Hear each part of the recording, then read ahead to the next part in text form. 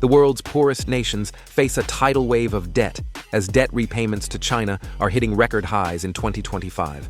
China will turn from a capital provider to the leading debt collector of developing nations. 75 developing countries, including the world's poorest and most vulnerable countries, are to pay back loans to China. In total, these countries are due to pay back a record $22 billion loans to Beijing. These bills are coming due from the BRI, or the Belt Road Initiative. As per the report, this debt repayment is a result of peaks in new loan commitments made from 2021 to 2018. The report also says that this is just the beginning because the more repayments will come in, and China will be more debt collector than banker to the developing world for the rest of the decade. The Belt Road Initiative has paid for shipping ports, railways, roads, and more, from deserts of Africa to the tropical South Pacific. While the new lending is drying up, the debt repayment dates are due. But do these countries have the money to pay China back?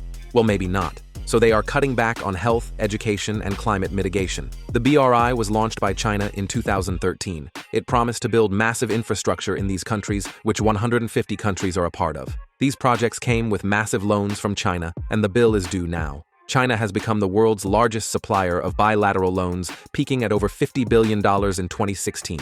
The BRI focused on countries that are poor. This was criticized as a debt trap by the world. China was accused of using debt trap diplomacy, like lending to countries that have no means to pay them back. China has in the past denied all these allegations of debt trapping poor countries. Now this payback comes at a time when the US has also cut aid to these countries. Countries like Mongolia, Dominican Republic, Honduras, Nicaragua, and more are in debt distress and have signed the BRI. It funds resource-rich countries like Brazil and Indonesia and increases its influence. Now China is also not in a good place economically, so now it will be challenging for China to structure these debt repayments and get them back from the countries. But how will it do that? Report says China could seek to parlay these debts for geopolitical leverage. So will the dragon eat the poorest countries?